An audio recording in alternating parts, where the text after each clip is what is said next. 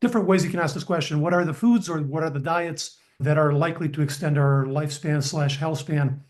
One is looking at people who eat different diets and look at their longevity, and then trying to adjust for other confounders so that you try to isolate the diet factor. I'll give you an example here. There are some recent large studies that tried to do this, and they find essentially that the optimal diet longevity-wise tends to be around diets that are rich in foods like whole grains, legumes, some fish, and especially fatty fish, fruits and vegetables, nuts, low-fat dairy, also often seen in these dietary patterns. And then conversely, low in ultra-processed foods, sugar sweetened beverages, so soda, refined grains, trans fats, sodium, moderate in sodium, not super high, and red and processed meats. So a lot of these studies find these patterns that are very consistent, overlap across these studies kind of remarkably. White meats seem to be about neutral, not a lot of harm seen there, neither benefit nor detriment. One study tried to quantify all this, and they estimate that if someone were to change from a typical Western diet to this optimal diet, say at the age of 20, so really early in life, you'd be looking at about a decade gained in life, so about 11 to 13 years gained. If you were to switch later in life, like at 60, they estimate 8 to 9 years gained. Still pretty impressive. They tried to estimate also the benefit for each specific food group. The largest benefits they saw linked to the legumes. It's about 2.5 years gained for the legumes, about 2 years for the whole grains, 1.8 for the nuts. And then the negative foods around the processed meats, for example, was minus 1.7. These guys actually came up with a whole online calculator. If people want to check this out, it's called Food for Healthy Life. And you can go on there and enter kind of what your diet looks like now. And then your, let's say, project diet, the diet that you're going to switch to. And it gives you an estimate of the amount of life that you can gain. So maybe this can help motivate people to make these changes. A lot of times people ask about these specifics, like, how much do I stand to gain? Like, don't just tell me it's healthy. Like, what am I actually, what are the gains here? Yeah, and then a lot of these gains have, a lot of these benefits have been seen independent of exercise, smoking, BMI. So even taking those things out of the equation, they still see these benefits. They've been seen across cultures, across countries, Europe, Australia, China, Israel. This is consistent. Another line of evidence that we kind of use in parallel, randomized trials, because obviously they cover for some of the weaknesses of observational research cohort studies. There's meta-analysis of randomized trials looking at different diets and longevity and mortality. And I know several of us have covered this. Basically, they find in general that the traditional Mediterranean diet tends to do best among the diets that have been tested. So in general, they see a reduction of all-cause mortality, reduction of cardiovascular mortality on these traditional Mediterranean diets, even when other interventions like smoking and things like that are taken out of the equation. So this is interesting because, one, it corroborates the results from the observational data, because a traditional Mediterranean diet is essentially the foods that we described. You know, the whole grains and the fatty fish and the unsaturated fats, fruits and vegetables, white meats, some dairy. That's essentially a description of a traditional Mediterranean diet. So it's very interesting that different lines of evidence are finding very similar results. And then finally, just to wrap up, there's another way to ask this question, which is genetics. What mutations do we consistently see associated with living longer? And several studies have done this systematically. And what they see are exactly these traditional risk factors. So type 2 diabetes, blood pressure, BMI, a lot of these lipoproteins and lipids. So these cardiovascular risk factors, the LDLs and ApoBs and ApoEs and lipoproteins, LPA, a lot of these things pop up. Also propensity for smoking, alcohol dependence. So all these things that we've heard about, interestingly, when you look at genetics unbiasedly, you just ask which mutations are associated with living longer and not picking and choosing, exactly these things come up. So yeah, prominent role for cardiovascular pathways. Again, these match very well with the data from the other lines of evidence because the foods we talked about tend to improve your blood pressure and your BMI and your glucose levels and your lipids, and all these things tend to be optimized by these dietary patterns. Yeah, so that's kind of a bird's eye view. We can get into more details, but um, you guys want to add anything? One of the things I'm quite interested in is there are so many different diet tribes online. You'll have, keto, paleo, carnivore now. And looking at the bulk of evidence, I think it's easy to almost poo-poo what the carnivore community are doing. But I do think that there is some merit to what they're doing. Clearly, for some people, the carnivore diet is working for them. And one of the potential reasons for that is that they may have undiagnosed irritable bowel syndrome. And if they remove fiber from their foods, they might be feeling a truckload better. Because so it's called the low FODMAP diet. That's where we're trying to remove a lot of these foods that can make irritable bowel syndrome worse. And a very strict elimination diet, like the carnivore diet, can work for those people. But my concern is that yes, it might be alleviating some of those symptoms, but then you start to get mixed up with things like trying to dismiss that high levels of LDL cholesterol are associated with heart disease. And within the carnivore community, because that diet tends to make your LDL cholesterol go up, there'll be a lot of explanations, let's put it that way, to try and explain that away.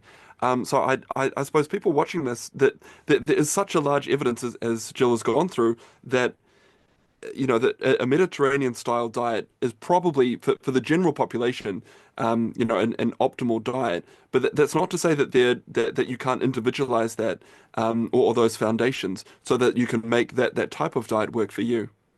Yeah, I mean, you guys both just absolutely nailed it. There's again just so much nuance that needs to be had in this particular conversation. Brad, your point about diet tribes and whatnot is definitely a sticking point for a lot of people, and understandably so for exactly some of the reasons that you mentioned. But Jill, like you said, the overall, the evidence that I've seen up to this point has been just strongly focused on this kind of plant forward Mediterranean diet styles. I mean, there's different iterations. Like Brad, you mentioned, you can change different elements that may not work for you on a personal level, but when we're talking about on the average, we're talking about typically those kinds of foods that Jill was talking about. So,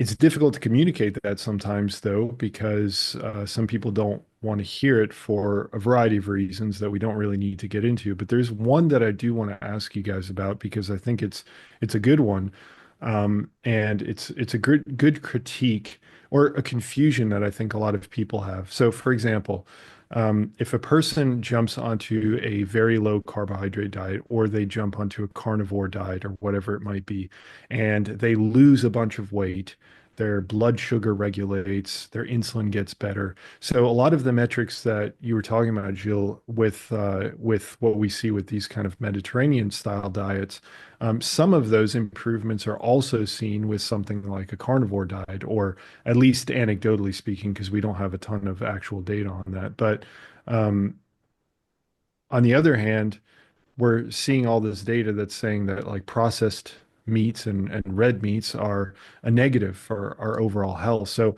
how would you communicate that? I mean, especially you, Brad, you have a lot more experience with this in terms of like a clinical perspective. How would you communicate that to someone that might be confused as to, well, the data says the data strongly points in this one direction, but not only do I feel better, I mean, a lot of the metrics that you're saying that this other diet is going to improve, that I'm suddenly going to improve in all these metrics. I'm seeing those improvements in this other diet. So I can understand how people would get confused by that and feel resistant to this idea of, well, you're talking to me about data, but when I'm doing this other thing, it's leading to the same outcomes, at least in the short term. That's what it feels like. So how do you guys square that? I mean, I've got an answer, but I'd like to hear it from you guys.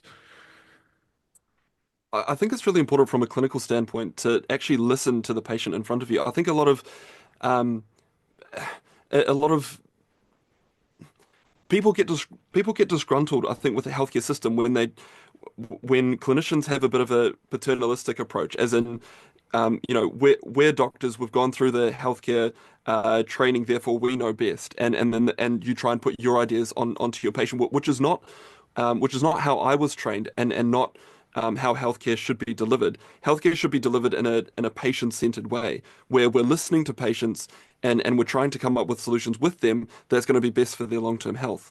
So I think, coming back to diet, the first thing that I would do again is listen to the patient and say, well done on trying to take charge of your health. It's wonderful that you're feeling better.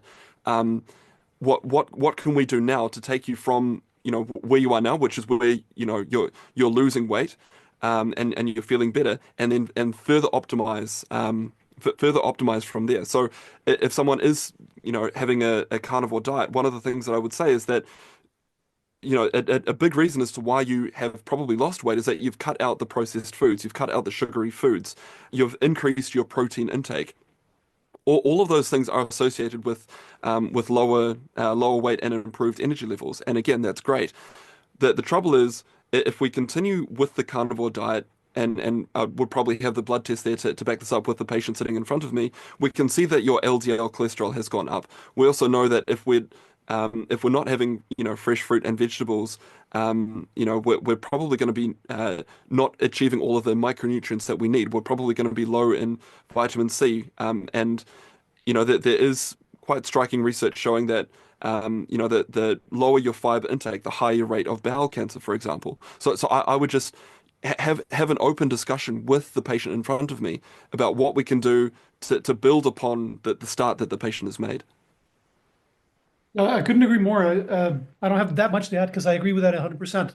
Of listen, when it comes to an individual person, that's the difficulty with doing things on YouTube. You're always speaking to thousands of people, but of course, if you're speaking to one person, you absolutely want to personalize and meet the person where they are, right? And you're not going to browbeat someone to change their diet. Or yeah, I think listening to them and figuring out which tweaks they are open to trying or not. And again, yeah, I wouldn't go for massive changes right off the bat if they're doing a diet that is very different from these types of dietary patterns that we see.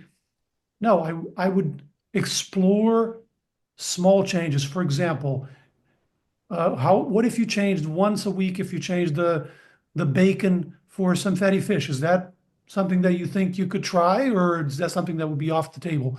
What if you I don't know, instead of butter, what if you used once or twice a week, if you used avocado oil or olive oil or some other thing that would replace that? Is that something that you think would be reasonable or something you're not open to? Yeah, just slight nudges and then let the person discover what is and is not acceptable to them.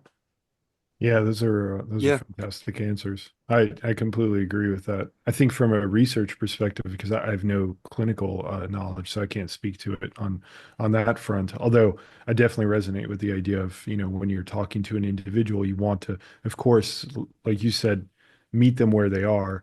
Um, but from a research perspective, my intuition, and I just want to make that clear, it's just my intuition because we don't have that data yet, but I think that in the future, as we see studies on, let's say, the carnivore diet or more low carb diets come out, I think what we're going to see is that we're going to have three groups. We're going to have one group, the standard American diet, which is going to be very filled with like ultra processed foods and things that I think in general everybody agrees is just a net negative. And we're going to see that if you compare against that, the carnivore diet is ultimately going to lead to better health outcomes than the standard American diet, or the low carb diet might lead to better health outcomes than the standard American diet. I think where people get tripped up is that then we don't have those clear comparisons of, okay, well then what about a plant forward diet or a Mediterranean diet, which is certainly a lot of plants in it as well. Um, if we then compare that against the standard American diet, we also see the benefits. So then there's that confusion of, okay, which one's better? And my intuition is that even though a low carb diet that is not focused on unsaturated fats, I'm talking about one that would typically be focused on saturated fats, which is typically contraindicated, that you would suddenly start to see that difference start to emerge if you start having the comparison of one of those like high saturated fat, low carb or carnivore diets versus one of these like more Mediterranean diets. You're going to start seeing, okay, well, you could take that extra step and have all the benefits that you were describing earlier with that study, which I found absolutely fascinating. I didn't know about that study. Um, and I think that's the difficult thing that people have, yeah, just difficulty squaring with like the actual comparisons of like what are we talking about, contextualizing data in such a way that's not these blanket statements of this is bad, this is good. It's very much about having this discussion of, well, what are we comparing against, and what's the makeup of the diet, and what kind of people are we studying, and what were their circumstances? Like, there's so many different questions and so many, well, I shouldn't even say questions, but just nuances that we as like science communicators have to give across.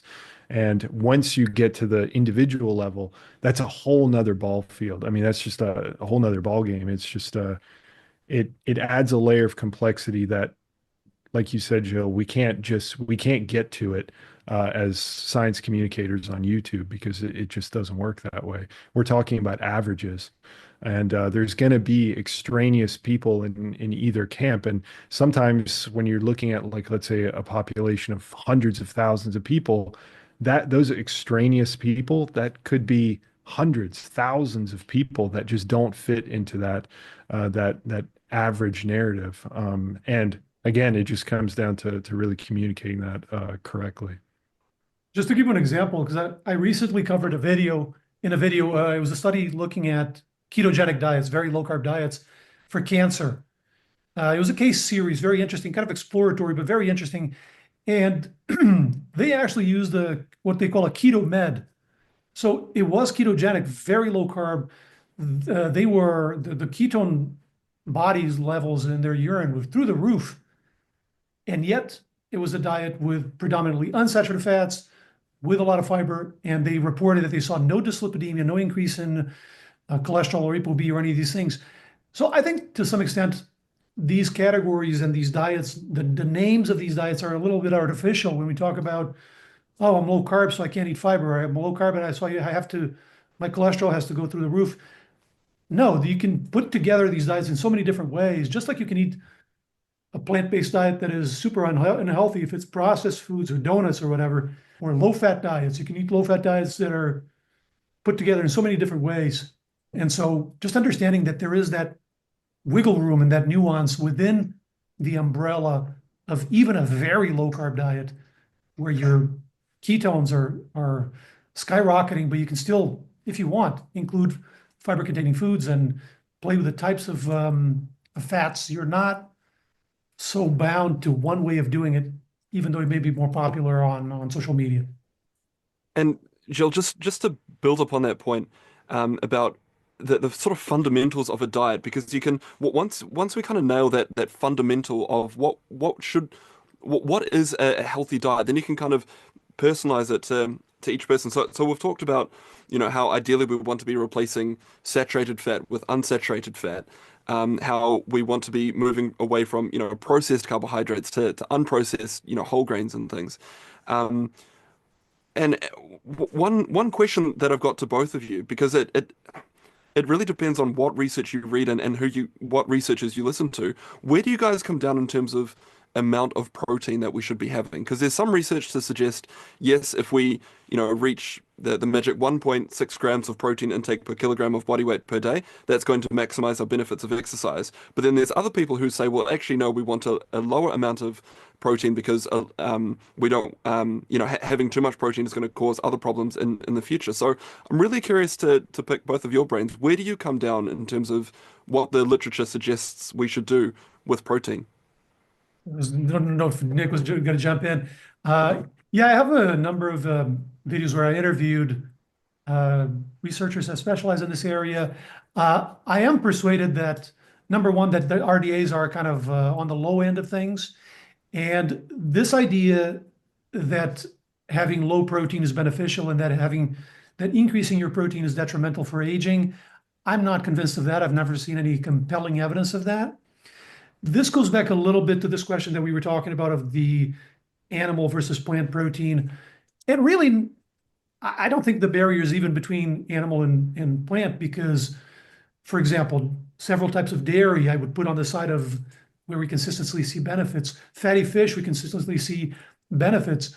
So it's a little more nuanced than just plant versus animal. But I don't think it's amount of protein. I think it's the source of the protein that's the key. And because the sources of protein in Western societies tend to be overwhelmingly not the best, that's probably why we see this correlation with higher levels of protein being detrimental. But when you in most of these studies, when you separate by source of protein, you don't see, for example, if it's protein from fish or protein from legumes or protein from some source of dairy like yogurt, those detrimental links largely, if not entirely, go away. And you sometimes even see a benefit with some source of protein being increased. So yeah, I have never seen a convincing scientific argument that increasing protein is detrimental per se. I think this becomes even more important after a certain age, after say 65, because of anabolic resistance. If you're 20 or 30 and you're at 1 gram of protein per kilo of body weight and you're not lifting a ton of weights and trying to maximize hypertrophy, you're probably fine with that amount. If you can go a little higher, if you want to go a little higher, that may be a little better, but you're probably going to be fine around 1 if that's what you're eating. But as you get older, it becomes more and more of a stretch. And so because of anabolic resistance, if you're hovering around 1 or 0.8, it becomes more of an issue. And so I think the older you are, the more it makes sense to prioritize protein, and the less I think this concern of the source matters. I think when you're younger and middle-aged, the priority is to avoid exposure to risk factors for chronic disease in the long run. But the older you are, 70, 80, 85, the less I'm worried about exposure to, saturated fats or cholesterol level. And I think it tilts more towards the sarcopenia and the falls. And for people who have difficulty getting protein, whether it's because their appetite goes down with age or their absorption capacity goes down with age, I would tilt more towards just get in whatever protein you can eat so that you avoid the sarcopenia and these issues that are going to be a bigger threat than the long-term exposure, which you've already passed that phase. Yeah, that's a fantastic answer. It just strikes me as a bit comical because that's exactly the type of answer that's incredibly nuanced and thought through, where you think to yourself, okay, the types of proteins, the sources of proteins, even the time in your life that you're consuming proteins change how you should take protein. So this idea that protein is bad or protein is good just completely melts in the face of and that's just one conversation to be had. I mean, once you start piling on other factors, I mean, when you think of like exercise, for example, that's going to change how protein is being used. It's going to be allocated to the musculature. It's going to be allocated to the ligaments, the tendons, the bones that we talked about earlier.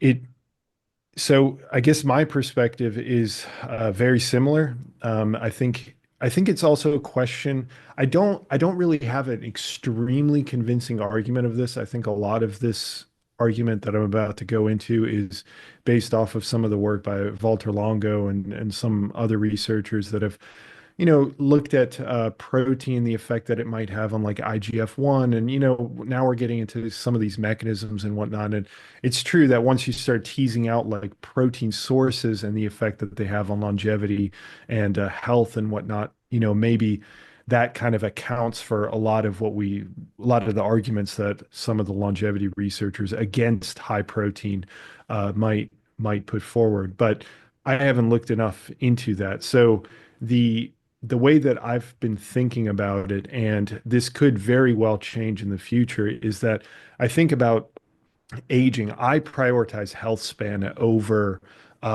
extreme longevity. So you can think of health span or you can think of lifespan, and they are intermingled very closely up to a point, and then there's kind of a divergence point in my mind where you can start to try to optimize lifespan. Your life is going to be pretty miserable if you do, mainly because it is focused on like the lower proteins, calorie deficits, like long term. It's basically kind of like the Brian Johnson style of advancing aging and trying to, well, I guess I shouldn't say advancing aging, anti-aging is what I was going for. On the other hand, most people tend to focus on health span, and with good reason, because you want to live a long, healthy life. You want to live a life where you are functional throughout your life. So in that scenario, yeah, you do probably want to bump up your protein, not to, inordinate numbers or anything, but if you are increasing your protein intake and on top of that, you're exercising, now you're driving that protein intake into useful areas that are actually going to promote your health long term. So, I think most people fall into that camp. There may be a few exceptions where they're just focused on trying to extend their lifespan, like Brian. But I think for the most part, I don't think we need to worry about protein too much in the Western world from, eating too little. Uh, but I also don't think that we need to be cramming protein into our mouths to the point where we're consuming, well beyond this 1.6 grams per kilogram, which again is another metric that's a little bit debated. But yeah, I think if you're exercising and if you're even within a pretty wide range, a little bit above the RDA, if you're not exercising, but if you're exercising, you want to consume a little bit more so to facilitate recovery and to facilitate the benefits that you would get from exercise. And ultimately, if you were to compare that to in a parallel universe to the version of yourself where you don't consume that protein and you don't exercise, you're going to be far, far better for it. The other thing that I'd just add to that is, um, say for example, people that come to the clinic and they want to lose weight, and we all know about the obesity epidemic. One of the things that we encourage patients to do, and this is what the clinical guidelines recommend, is to try and aim for a higher protein intake. And the reason for that is that there is some evidence to suggest that a higher protein intake makes you feel fuller, and also for people that manage to lose weight, there's a couple of trials showing that if a higher protein intake actually helps you maintain that weight loss. So that picking up on the discussion about health span versus lifespan, I think a lot of people if would choose to be a healthy weight, and have a higher amount of protein in their diet to achieve that healthy weight, rather than trying to shoot for some potential longevity gain. So I think that's just another point that I just wanted to add. Yeah, good points. I just wanted to touch real quick on coffee and alcohol because I got a number of questions about that. Yeah, so I looked it up. There's a lot of controversies around cohort studies because, for example, with coffee, there's some associations with some benefits of lower cardiovascular disease, but also some suggested increased risks. So what I try to do is I try to look for genetic studies that are also observational, but they cover for a lot of weaknesses of the cohort studies of the classical epidemiology. And a lot of these associations go away in Mendelian randomization studies looking at coffee. A lot of these associations with cardiovascular disease or type 2 or cancer.